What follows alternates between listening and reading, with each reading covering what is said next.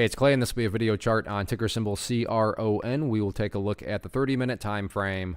Real quick, what do I mean by 30-minute in case maybe you're new to charts? Instead of each one of these candlesticks here representing 1 day's worth of price action, which is what you would normally see, each one represents 30 minutes. So while this here may look like several days worth of time, it's actually today's price action broken down into 30-minute time slices. I like to this time frame that does a good job of telling the quote-unquote story of the price, and then makes mapping outward levels of support and resistance a bit easier to see. I don't mean to state the obvious, but pretty crazy movement today. Overall, I mean, the price closed higher than where it was, so that was definitely bullish. But also, it didn't quite, maintain all the gains it had made. So kind of a mixed day, but overall, if you had to give the victory to somebody, it's still clearly in the bulls' favor, and that's where a few updates need to be made. First thing I'm going to do is actually adjust this level a little bit down here, and we're going to call this the newest area of support right there at the $17 mark.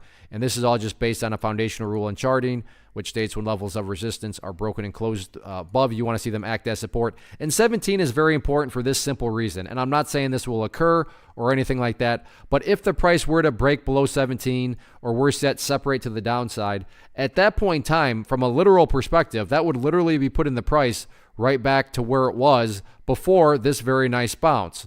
And not to insult your intelligence, but price movements that go back to where they were, that's not exactly a sign of true power or true strength. In technical jargon, we would call that a dead cat bounce. So right now, I'm not calling this a dead cat bounce because the price does still have the opportunity to make progress. What do I mean by that? Well, let's say that 17 continues to do what it's been doing and holds strong. So you have a set of lows right there.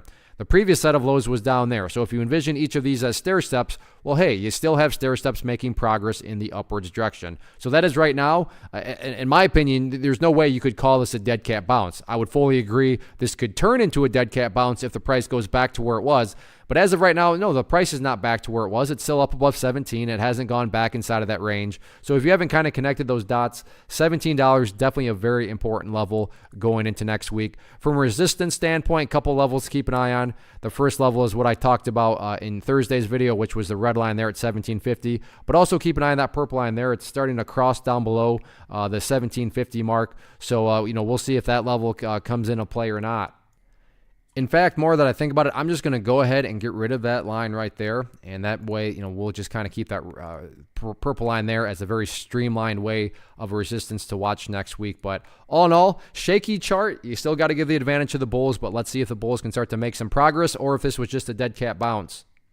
One of the biggest questions I get is, hey Clay, how do you find the stocks that you trade? So what I've done is put together a free resource guide where I talk about the tools that I use to locate stocks that I find interesting and think may have potential. So if that sounds like something that could add value to you as a trader, then click on the image that is up on the screen right now and I will email you the guide. The guide itself is very short and to the point, and best part, it's completely free. Thanks for watching the video. Let me know if you have any questions.